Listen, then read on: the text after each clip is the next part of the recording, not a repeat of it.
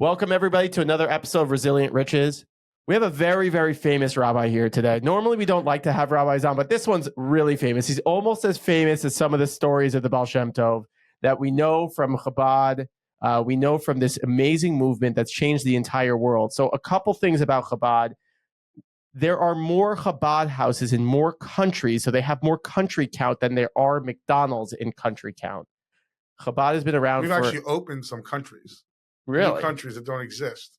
When they announce the Kinnis, all the names of the countries, sometimes they mess up, so they just open new countries. That's really the way to do it. It's really because if you could raise more donations, countries than country count. Yes, that's really it's the UN countries and then the territories that you can throw in. So there's like the all those countries that you can visit, and then there's the Chabad countries. Exactly. I heard you just open up a new Chabad in Gaza. I don't know. Reopened. Reopened. Did it close? Is really the ultimate question. That was actually the first thing we said. As soon as in Gaza, there's no Chabad yet. What's taking so long?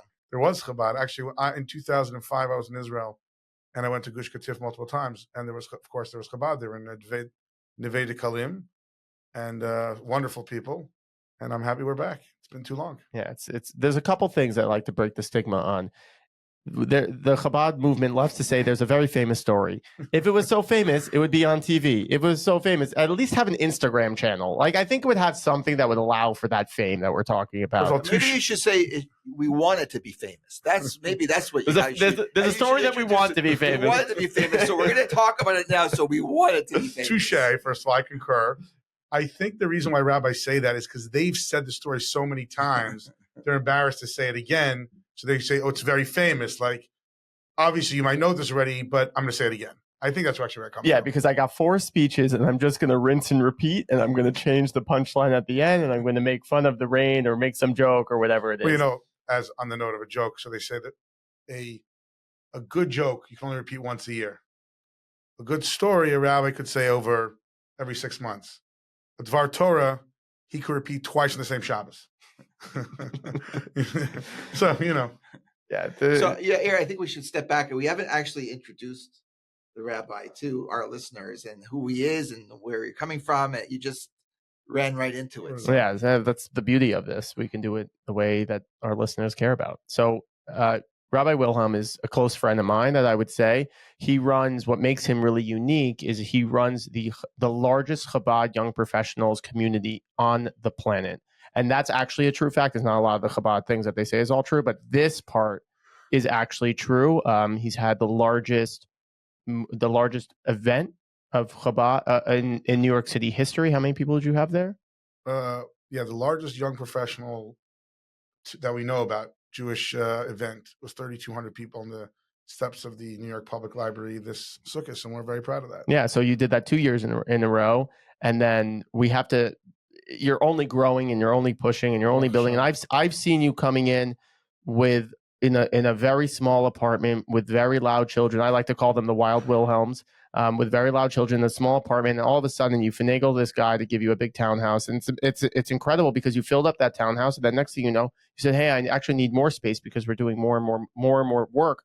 And then you finagle a shul to give you space, which is also, if you think about it, it's pretty impressive. The KJ is actually giving them space. Nice. So you've taken over that. That's doing another 500 people every Friday night around, and then during the day, you're also taking over like the Czech Republic we embassy. Haven't finagled them to give it yet, though. But yes, that's very selfish of them. Correct. That's very smart. Reparations. We're discussing reparations for a discount, but it's amazing when you see there's a lot of places that are complacent, and there's a lot of communities that are complacent that are just saying like, hey, let me just try to get as many people as you can.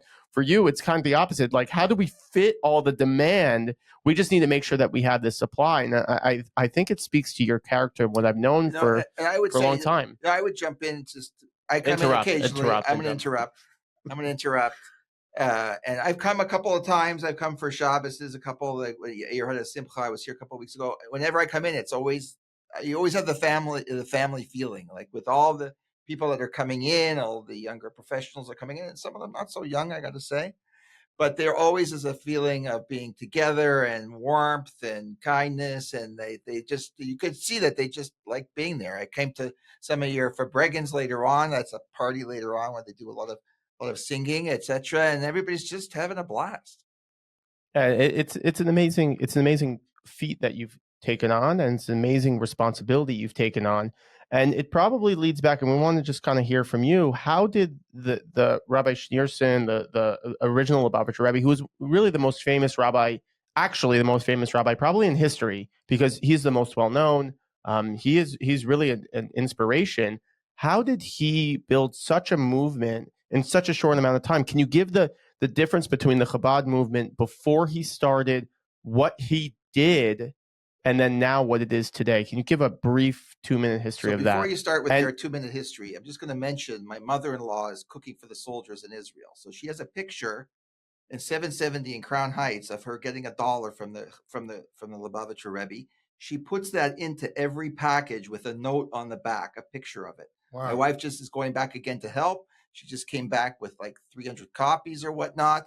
The Rebbe giving my mother-in-law $1, which is what he was famous for. And she puts that with a note on the back on every package that goes out. It's amazing. I love that. That is amazing. Actually, before we get to the Lubavitcher Rebbe and the Chabad movement, can you tell us a little bit about your background?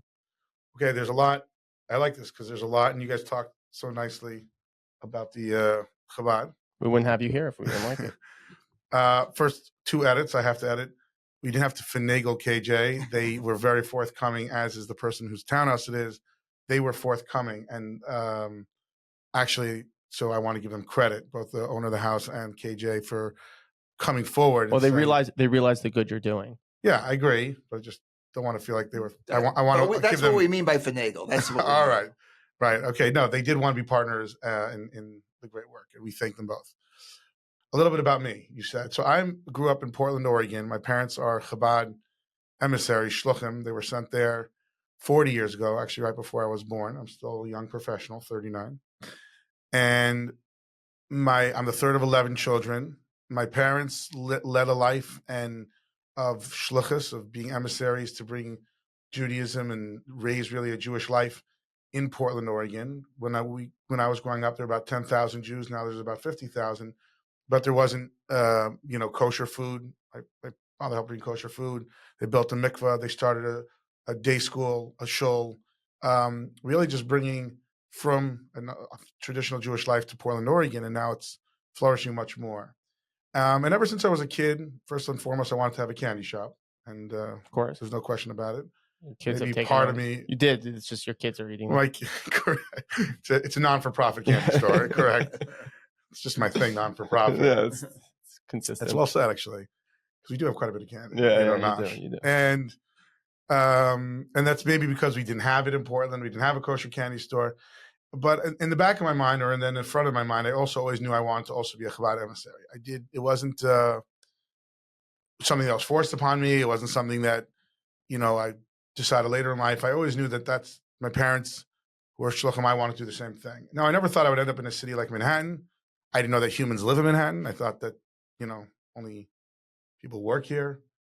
But after we got married, Devorah and I were looking for to become Chabad shluchim, and we looked at different opportunities. And I want to explain this because a lot of people always say, well, who decides where you go? And in 1951, the Rebbe told the first emissaries, he said, you're going to Morocco. And, he started sending individual people to individual places. But then it developed where if you wanted to become a shliach, you would go and say, I want to become a shliach. And the Rebbe's office would give you choices, and you got to choose in. Like my parents had a choice to go to Vermont, Atlanta, Georgia, or Portland, Oregon. My mother was from Los Angeles. She said, oh, Portland's so close to Los Angeles. Let's go there. It's a 2-hour flight. But for her, that was considered close. And that's how my parents ended up in Portland. So even then, there was a little bit of choice.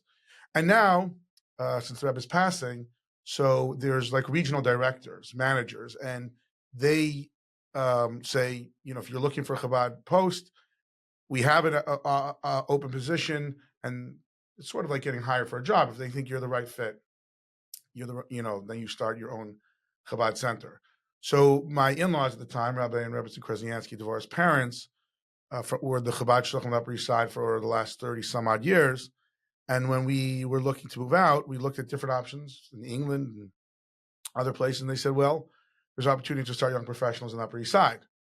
And we're like, what's young professionals? We never heard of that terminology. It wasn't as popular as it was. And so they said, well, why don't you look into it? So we looked into it. There was no other young professionals at the time in the cities. We called actually a young professional community in London. They explained what it was. They explained to us what is a young professional community. And we're like, wow, that's exactly what we want to do. And so we went through a rigorous interview process with my father-in-law. No, I'm kidding. You want the job here. Well, maybe the rigorous interview was marrying his daughter, right? Yes. And then all good points.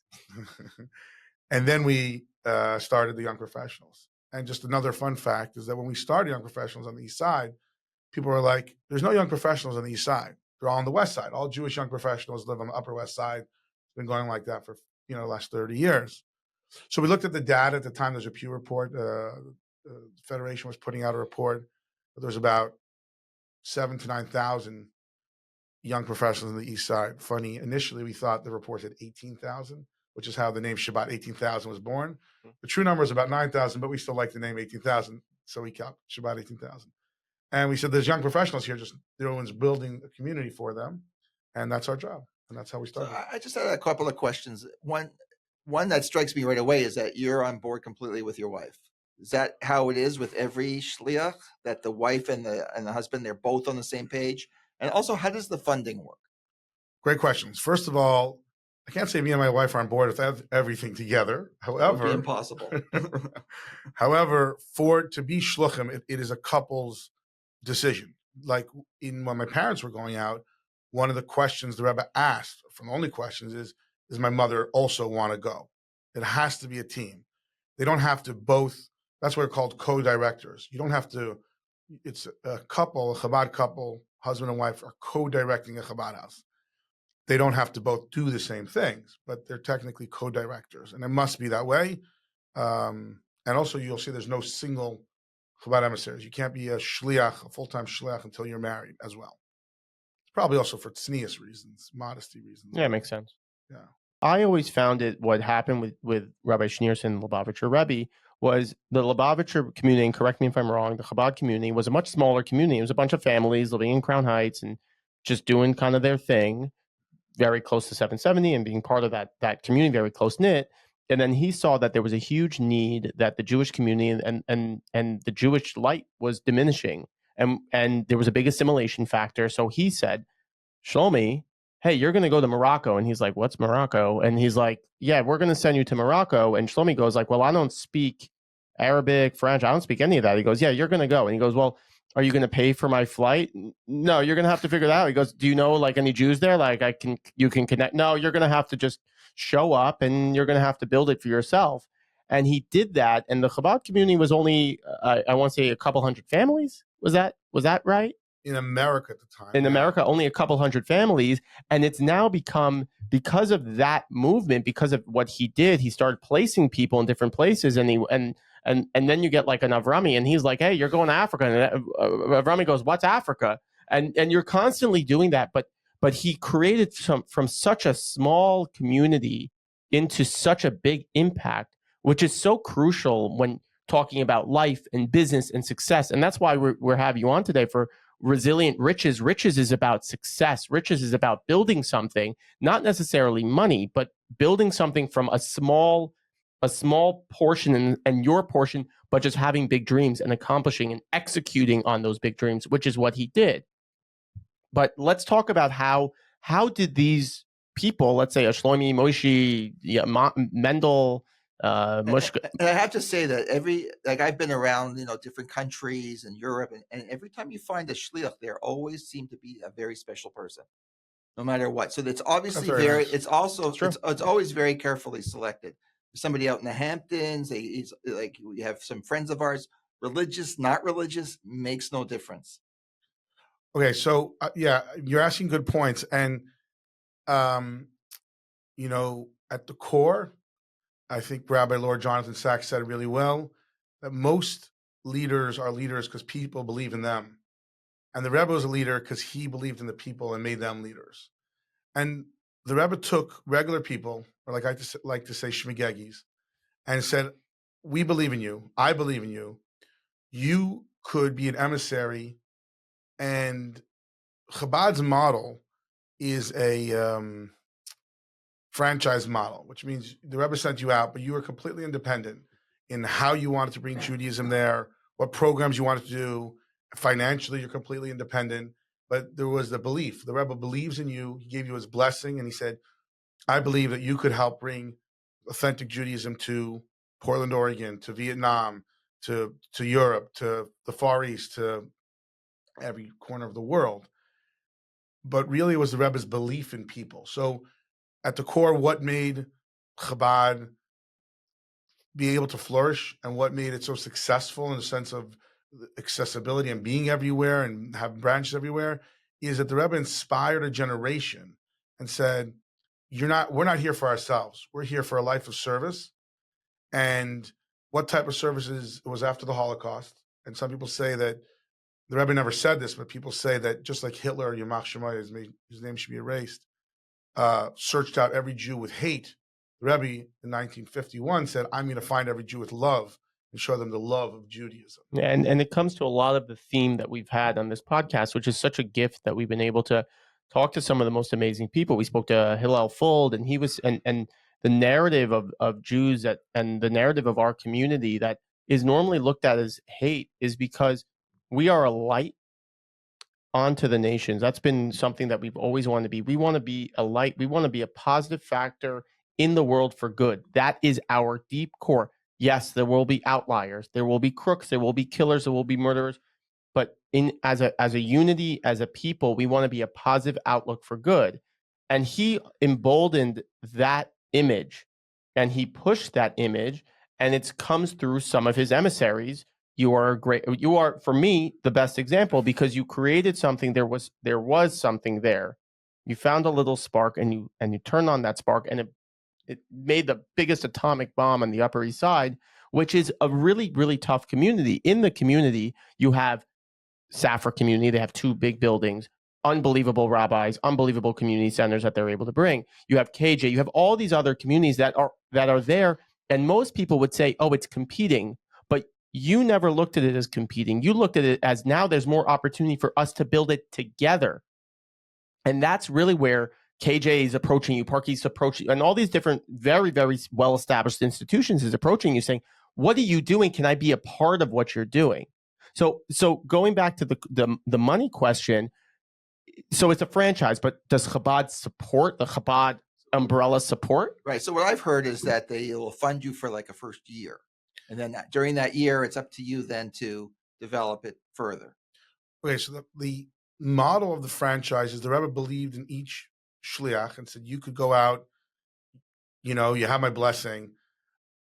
Today, in the last 20, 30 years, there is no central funding. I say today because way back when maybe they got a little money. Now there's no central funding. There are individual funders who, George Rohr being the leader of them, who they'll fund specific Chabads for the first 1 to 3 years. Let's say George Rohr, about 20 years ago, he got involved in Chabad on campus, and there was about 8, I think, Chabad on campuses then, and he gave grants for 3 years to campuses. And now there's about 230 Chabad or 250 Chabad on campuses, all thanks to one man with a vision. Credit to George. Shout out to George. Yeah, we'd love you on the podcast. He does deserve a shout out. You should bring him on. But the general is there's no central funding. Sometimes there's grants from individual people, but the policy is there's no central funding. And as much as when you start off, when I start off, you always say, I wish somebody was funding me. In the short run, it's harder, but in the long run, it's better. And talking about resilient riches in general, I have a good friend who always says, you could marry in a minute more than you make in a lifetime. I'm that friend. Correct. Who is that? I never heard that before. Has it been on the podcast yet, though? Not yet. Actually, I haven't brought it up, but I'm happy it's brought up. But, as much as it's a good joke, the truth is, in life, we're not looking for handouts. And working hard and getting when a Chabad shliach moves out to a community and he needs that community to be funding him, there's no central pot. I need to develop the relationships that are going to fund this community. It's a good motivation. But that takes time. I mean, you can't do anything. How's he living in the first 3 months? My friend's father, Rabbi Loshak, who's Chabad of Santa Barbara, he said, starvation's a good motivation. That was his line. Yeah. But it is tough at the beginning. So now what people do is they try to raise, let's say, in the Crown Heights community and in the Chabad community, enough money to get them going for a year or a year and a half. But even still, they know when they get that money that those people in Crown Heights are going to help get you started. But because you have to get local funders, you're going to work harder. You know, as much as we're mission driven and we're here to help every Jew, you know, starvation is good motivation, knowing that if you don't reach out to people, you know, if you don't find people to give Hanukkah menorahs and who like your mission, if you don't get other people on board, you're not going to be able to be successful because you're just going to run out of money. That need actually ends up being a big help to Chabad and is what helped propel Chabad. Because if they needed to give central funding, how much could a central office fund? 500 locations, 1,000 locations? It's a huge budget, right? The annual Chabad budget, if you put all the centers together, is over $2.5 billion. But a central office, it's an astronomical number. But when you have individual people pulling together that money and they need to make it happen so now you have 5,500 people who they need each cover their budget. In totality, it's a big number. But it makes people work harder, and that's the reality of life. And it makes them, even though they're, again, mission driven, we're not here for the money, but needing money actually helps people buy into your vision. And this is point 2. So it makes the Chabad Shliach work harder, which is a good thing at the end of the day. But also, you have to be able to get local community members like Yair Kleiman to buy into the vision with you. You can't be riding this vision alone. You got to sell the vision. And if you can't sell the vision, then you're going to peter out because no one's going to support you. You know, they'll give you charity, they'll give you charity. You can't just be collecting charity. You need partners who believe in your vision. So obviously some Chabads are not going to make it. I mean, there's people that go out there, maybe they get money for a year. They're certainly, it's not gonna, I know my brother, he lives in Ottawa. He gets a call every Friday afternoon. There's a new Chabad near his house that they call and ask him for money. And I remember I was down visiting my daughter. He probably gives like $8 I don't know a year. It's Canadian. No, he gives more. Canadian. But he's down in, it's a Canadian. And my daughter was in Augusta. There was a Chabad there they were inviting and having people over. And yeah, but I'm sure not all of them can make it. What's Augusta? Augusta, Georgia. I know. What is Augusta? He's just trying to remind him of his own Canadian roots. He is poorly. Canadian. He is born in Canada. That doesn't. He likes to forget about that. Doesn't pronounce. The number one was 3. So how much do you really remember? Number 2. You are what you are. You are what you are. You are Canadian. So what I see, it's such an amazing point. So I'm my close friend. He lives in Colorado. I hope he listens to the podcast. His father was the founder of Tafudi. So David Mintz. Sure. So I go to the funeral. He got a blessing from the Rebbe. That's how he started Tafudi ice cream. Yeah. And I was in Mexico one time and I see in Playa del Carmen, I go to the Chabad there and I read this book about business owners, ADP, Tafudi, George Rohr, all these huge Safar family. They all met the Rebbe and they all got the rabbi, the Lubavitcher Rebbe, sorry, and they all got incredible blessings. And you're talking about like some of the wealthiest people in history, not even like right now in history of the world, that all went to this one community. But at the funeral of David Mintz, they said, we got money from David, but whenever we said thank you, he said, why are you thanking me? We're partners. So in life, we view it as when you find a charity and you find people that you can partner with, you let them lead, but you're just the money vehicle right now. They're the ones that are actually doing they're ones actually doing the work. So you're really just partners. You're sharing in the amazing good that you're doing. You're sharing in the light that you're creating. So it's really a partnership. So I tell my wife this all the time. She says, yeah, we really don't go to Chabad. It's not really our scene. It's a little younger. It's just, I said, we're not giving because of what we get. We're giving because of what they give. And they give to so many others. It's the impact that they're creating. That was real sad. And it's true. And you've been doing that for so long. What gives you that energy to constantly keep going? Now you got 6 kids, 7 right now, 6 kids. You never know. It could be another one any minute if you're a Chabad rabbi. I hope I would know. Is there another one coming? I don't know. It's not that I know. Not I that have, I have 6 kids too, so I know where you're coming from. But you got 6 kids. How is it that you're able to keep pushing? Because I got 2 kids. I'm wiped out. Well, first of all, I'm able to do what I do because I have a wife, thank God, who takes care of the house, and maybe that's our partnership. That Devorah now really takes care of the family. I mean, I do my volunteer work with the family, but at the end of the day, my wife really takes care of the kids. So shout out to Devorah. Devorah, we love you. Thank you. Exactly. But typically, when you do volunteer work, it's at your own discretion. But somehow I feel when you're volunteering in the family, it's not quite the same type of thing. As they say, why is it called babysitting when you're watching your own child? Fair question. A few points I want to make. First of all, about family. At the end of the day, being a Chabad shliach is not just a rabbi of a community. You have a mandate. And the Rebbe's mandate for us, let's say Chabad young professionals, is that our responsibility is to every young professional on the Upper East Side. They should have a positive Jewish experience, a place to go to grow in their Judaism, and to be engaged Jewishly. So that's our responsibility. We have a mandate. So when we look at success, you mentioned success before, where most businesses will look at success and say, well, what part of market share do we have? What's our year-on-year growth, which we do look at as well. We have stats on that. But we always have to remember that we have a mandate. And our mandate is we're responsible for every Jew. So until we reach every young professional, we haven't fulfilled our mission. So we're mission driven, as well as, of course, data helps and you want to see how you're doing. But we do have a mandate that we have to answer to, which is, have we engaged every young Jew on the Upper East Side? And the answer is no. Until then, we must continue. People ask, when are you going to be finished being a young professional rabbi? And the answer is, this is a life mission. Till every young Jew is Jewishly involved, we haven't fulfilled our mission and our mandate. And so we have to look at mandate.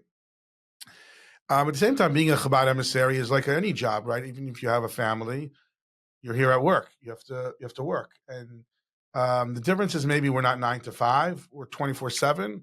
But because when you're 24/7, you also have to put in part of your life's journey, and part of being a shliach is to, of course, have a healthy family and take care of your family. And I think that's a good message for everyone in general, is that we can't divide between our work and our family.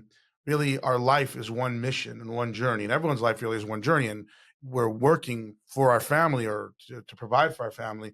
So sometimes we make a strong divide, and it's not healthy. We have to be able to realize that they could overlap, because it's all part of the same life mission. And I think that's important. Absolutely. We found that when I was starting the business and starting to build, people were like, oh, well, I don't want to do business with my family. And I said, well, that doesn't really make sense.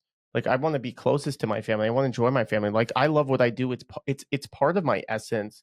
And I was fortunate enough to bring my father into the business, and we've had have we ever had a fight? Like, we used to fight like hell before, but now have we ever? Yeah, sure. I could go into stories. All right, different podcast. Yeah. Let's talk about therapy. Family matters. They're probably more interested. So I realize that my business, if you live in integrity, and you live with real heart in your business and in your personal life, you can intertwine them. I have no problem. Me and my dad talk all the time. We talk personal, we talk business. It doesn't make a difference. It's just part of our life. And that's why we've had this recipe of success, and the business has exponentially grown since he's come in. It's part of our mandate. Our mandate is to empower people to live more full and to lower stress levels. And our thing that we try to alleviate is the stress of finances. And that's something that we really, and to help families and to protect families and to make sure they're really set up. That's how we kind of view it. And we integrate our family and our professional life, which is amazing. It is amazing. I was going to say just before that it's like the mandate of Chabad you're saying is, you treat every Jew as a Jew. Does it make a difference, how religious, not religious, this religious? And I'm thinking, as you're talking, I'm thinking that's the lesson that all of Judaism has learned since October 7th. That's the unification. I was in Israel a couple of weeks ago. I see somebody walking down the street. He's got long hair, no kippah, tzitzis down to the knees. So people make a joke. I don't know who's Haredi and who's not anymore, because the Jews as a people around the world have unified. And maybe that's your message of Chabad that you've been giving for so many, many, many years. Finally, that's coming to the Judaism as a whole, and maybe that's why we're seeing this success that we're experiencing now. Well said. I just want to touch on that, because you asked me earlier as well. Also, the attrition rate, that I do really want to know. What's the attrition rate if new Chabad houses opening? Good question.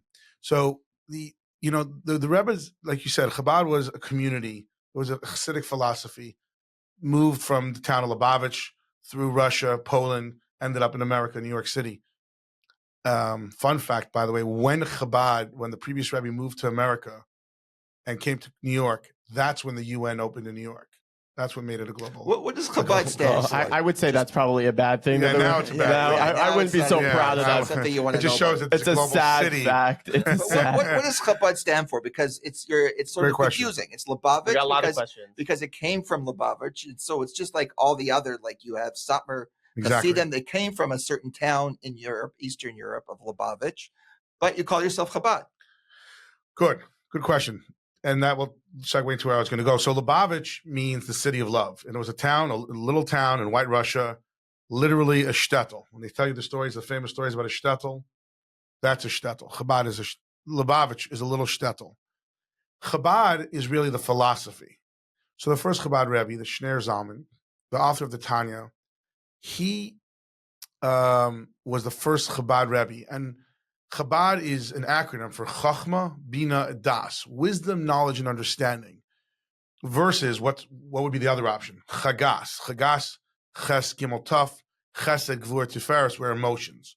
Are we brain-driven or emotion-driven is really the question that different Hasidic philosophies were asking. Most Hasidic philosophies believe that an average person needs to be inspired by the Rebbe. The individual can't inspire. You can't self-ignite. You don't have that. It's too hard to self-ignite. You got to get ignited by, go to a Rebbe, get inspired, get ignited, and then your emotions got triggered, and now you serve Hashem. The Alter Rebbe came and said, no, it's all in your brain. You have the ability to self-ignite, to self-inspire by using your own brain, because our brain is in control. So if we meditate on godly ideas, on Hashem, on the greatness of Hashem, we will create a ability to create the emotions in our heart. We could self-ignite our own heart. We could inspire ourselves. We could control ourselves. We could guide ourselves. But more importantly, we could inspire ourselves through using Chabad, our Chachma Bina Das, our wisdom, knowledge, and understanding, using our own mind. And since then, that's really the core of the Chabad message, is that we should be empowered to inspire ourselves to serve Hashem. And then the Rebbe took that idea and said, we should also be empowered to be able to be our own Jewish leader and take responsibility for our own Judaism and our person next to us and our fellow Jews' Judaism. We're responsible for someone else. Kol Yisrael Arevim Zelazeh. Every Jew is responsible one for another. So in 1951, coming in America, the Rebbe takes over the leadership of Chabad. He sees that the assimilation, he sees how uninvolved the Jewish world is, how at a low, emotional low, the Jewish world is at after the Holocaust. And the Rebbe says, we're not victims. We're not people who can't move forward. We could self-ignite. We could use our minds to inspire ourselves, to create a new generation of inspired Jews who will take leadership. And so the Rebbe from day one didn't just want to inspire people. He wanted to create leaders, both that they could lead themselves, inspire themselves, and they could also inspire the fellow Jew. And when JFK created the Peace Corps, the Rebbe said, this is what I'm talking about. There should be a Chabad Corps or a Jewish Corps. He wasn't Chabad. The Rebbe wasn't, as much as an individual Chabad tries to brand himself, the Rebbe wasn't into Chabad branding. The Rebbe didn't push the Chabad brand. The Rebbe pushed the Jewish brand, Judaism. He said there should be a Jewish Corps where we make sure that there's Jewish representation around the world and modeling after the Peace Corps.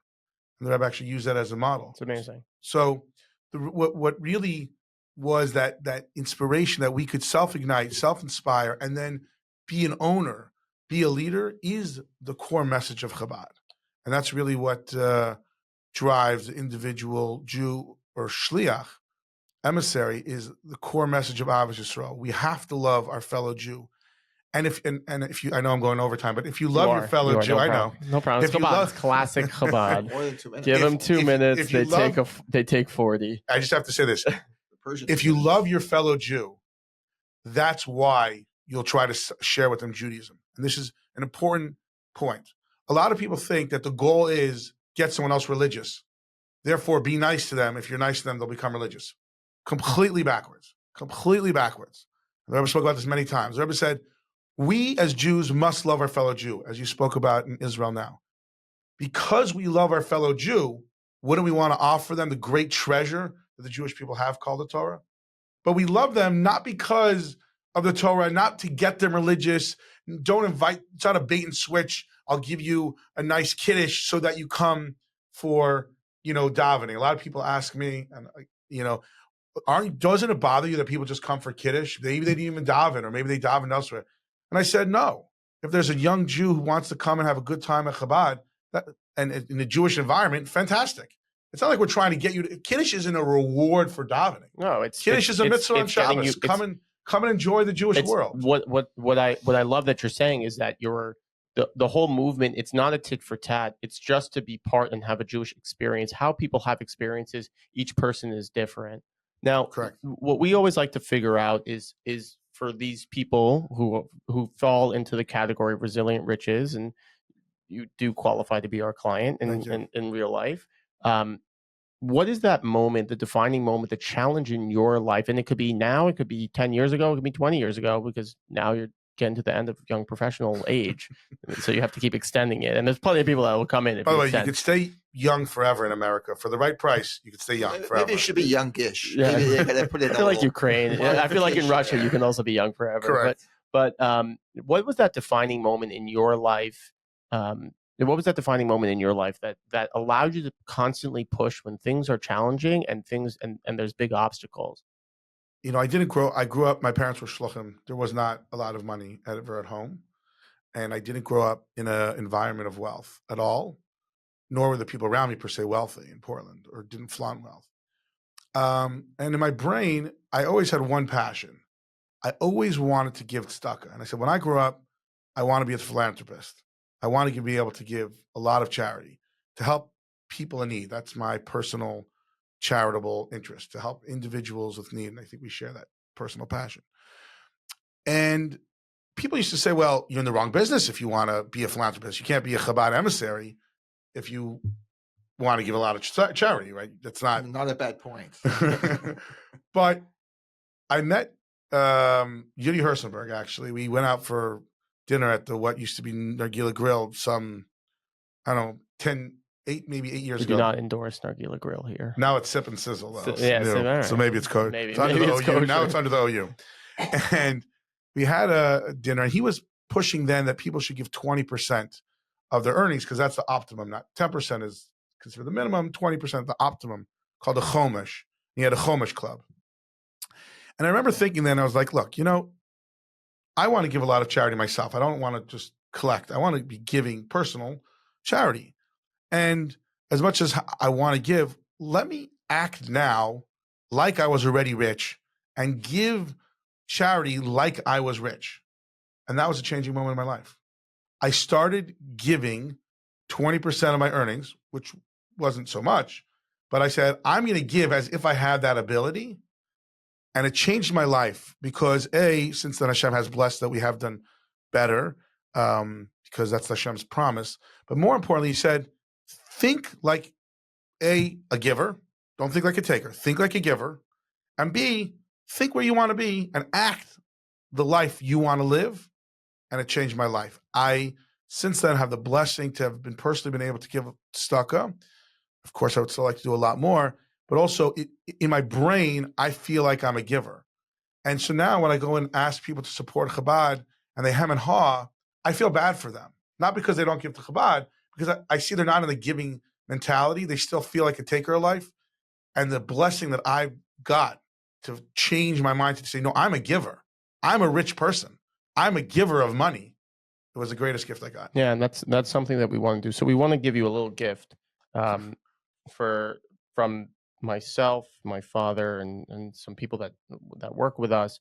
We want to hand you a check for $15,000 for the community, and we really appreciate what you're doing, and we love what you're doing, and it's such an amazing point. And at my wedding, I said to my wife, I said, there's two things actually. One, I want to give a shout out to Joe Apfelbaum, who said the same thing, that he said, I want to be a giver. I want to do more. And he doesn't do it as an emissary, but he does it in educating people and things like that. And that's something that he was very passionate about. So he's I would say it was a very similar mentality. He's also Chabad, so it's a very similar mentality, but he's on the business side.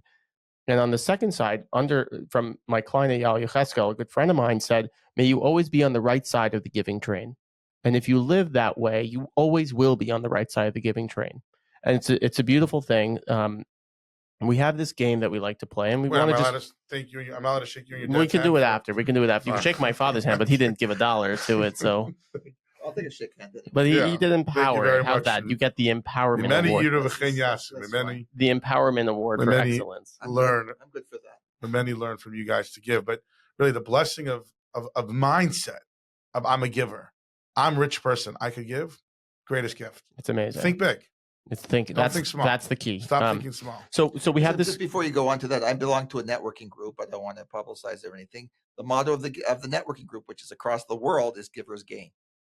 Correct. That's what we always talk about. Don't think about what you're getting. Think about what have you given.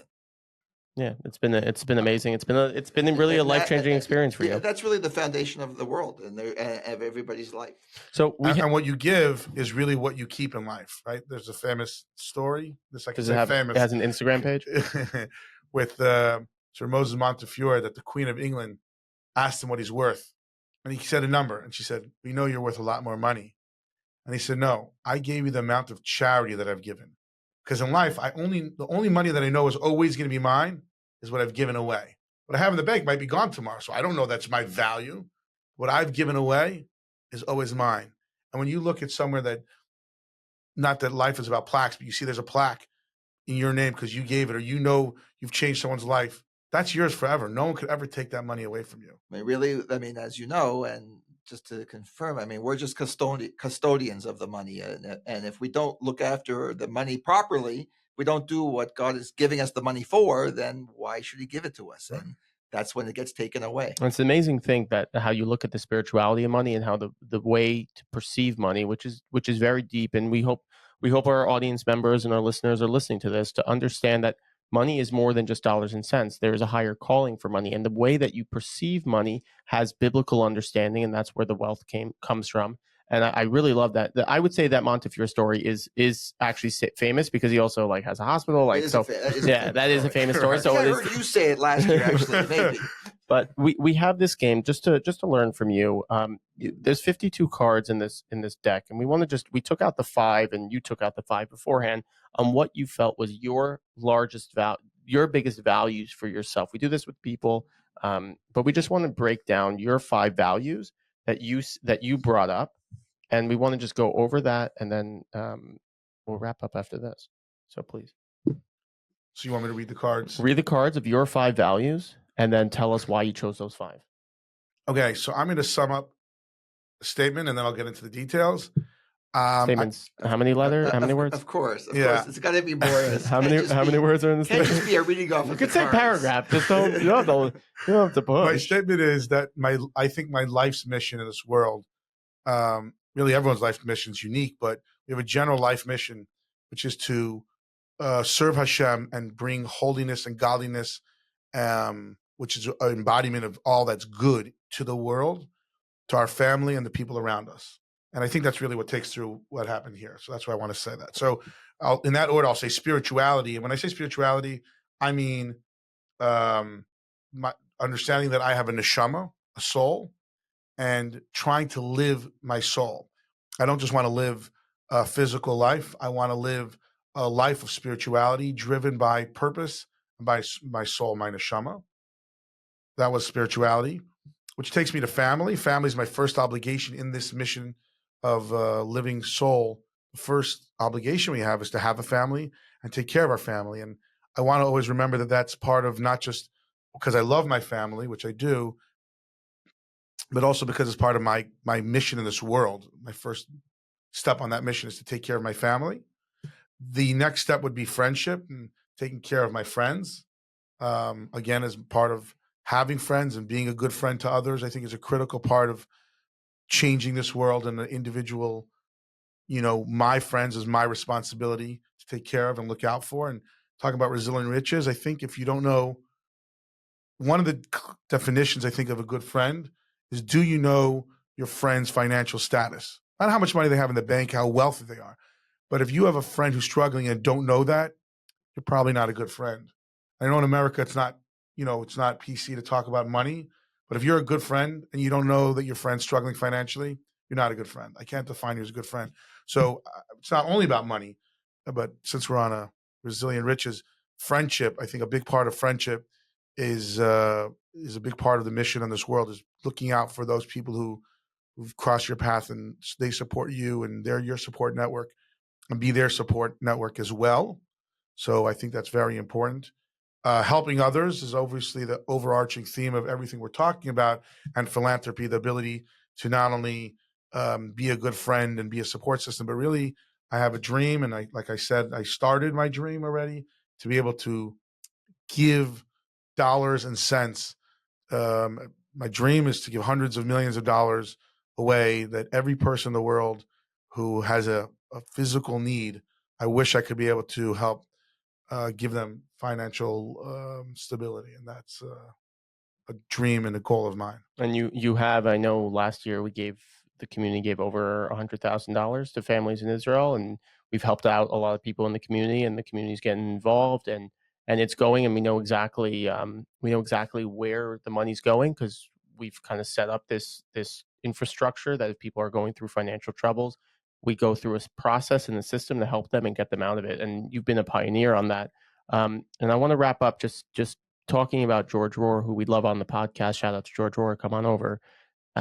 He said to my friend Justin Lesnoy and James Nepper, also just want to give shout outs too.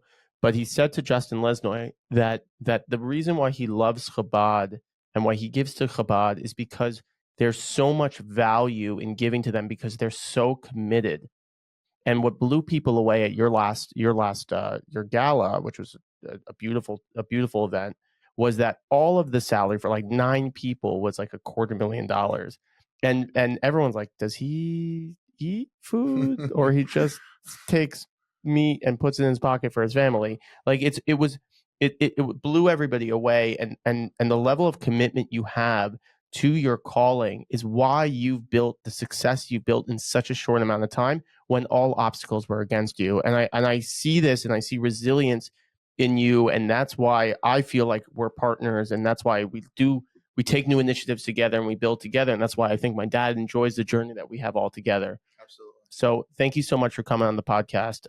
We hope everybody enjoys it and learns a little bit more. And where can we find you? Before you close out, so I do want to thank, there's a lot of things I wanted to say, but I did want to thank Yair and David, the Climates, because, in the community, like I said, we like to give, it's not about it's our mandate, and we're responsible to help every young Jew on the Upper East Side who's struggling, but there's giving them dollars and cents, which we're honored when we're able to do that, but also help people figure out their finances, to become more financially savvy, to not get into the trouble of hardships of finances.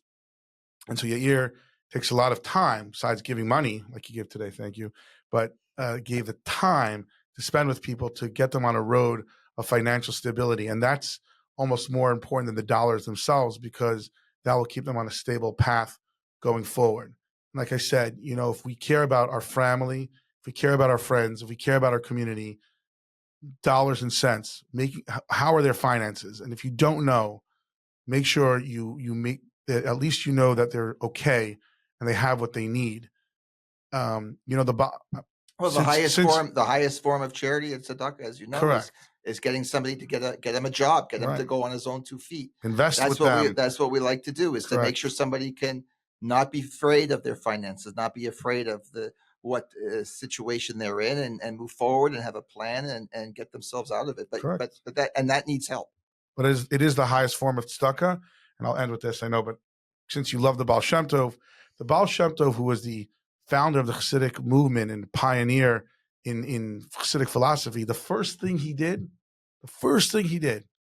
was get Jewish people jobs, because helping someone financially is our first obligation to our fellow man. Before you help them spiritually, before you make sure they are on a Jewish journey, are you making sure that their finances are okay, that they have food to eat, a place to sleep?